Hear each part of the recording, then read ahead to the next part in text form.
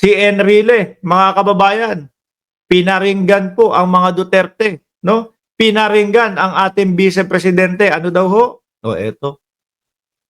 Mainitin kasi naman ang ulo ng Vice Presidente. Sabi dito, Enrile's life hack for handling criticism. O, be brave and temper your anger.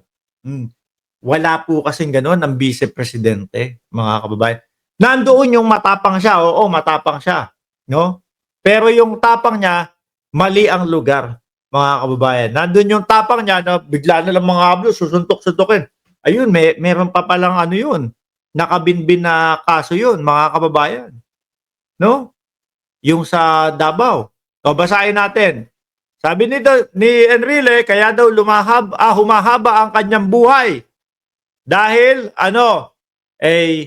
kung paano niya daw hawakan yung mga kritiko o kung paano niya daw i-manage yung kritiko niya, no? Maging matapang at kontrolin mo yung galit mo. Ang Vice Presidente hindi marunong mag-control ng kanyang galit. Kaya ayun, umabot po sa punto, mga kababayan, si BBM, may humihinging relos dyan. Hindi binigay yung relos. Doon sa bata, ang pagkakaintindi ko po doon sa kwento ng ating Vice Presidente, mga bossing, yung relos, yung batang nanghihingi, akala ko musmus eh. No? Akala ko talagang maliit na bata, yung pala, pwede nang gumawa ng bata.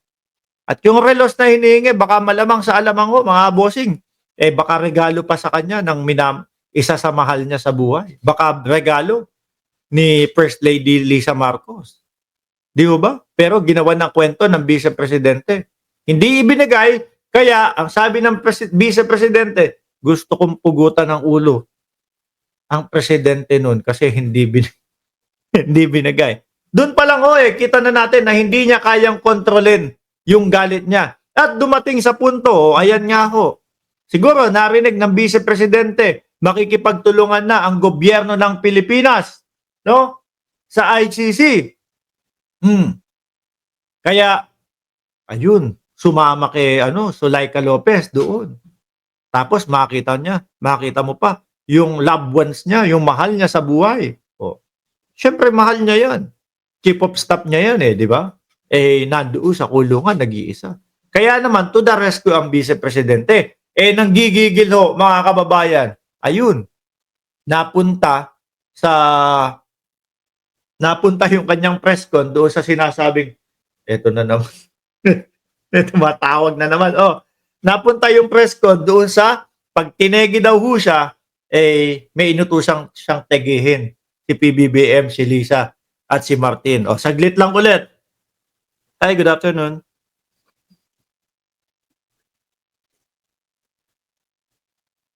Yes, sir. Yeah, until 6 o'clock in the evening today.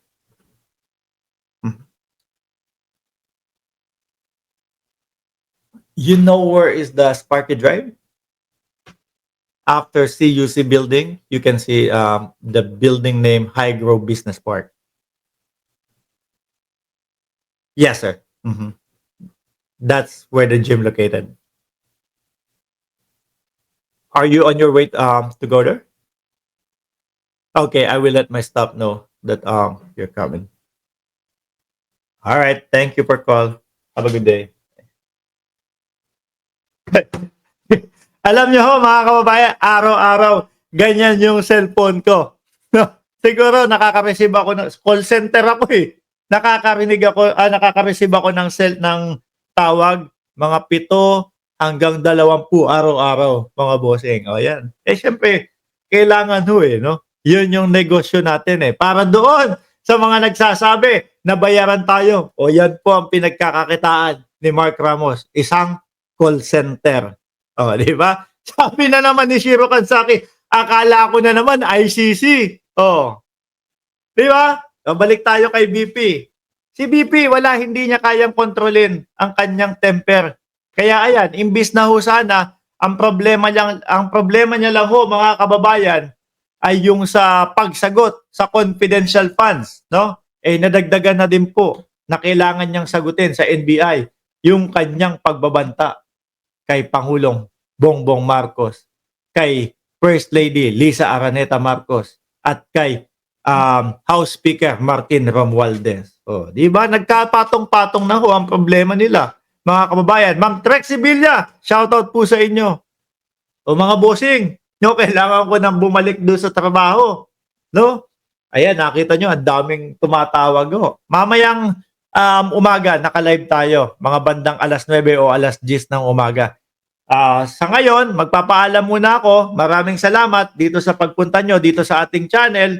No, kung kayo po ay hindi pa nakasubscribe, no, pindutin nyo lang po yung subscribe button. At bago kayo lumabas sa ating channel, 1,725 viewers, pakipindot din po nung like. Maraming salamat and God bless po sa ating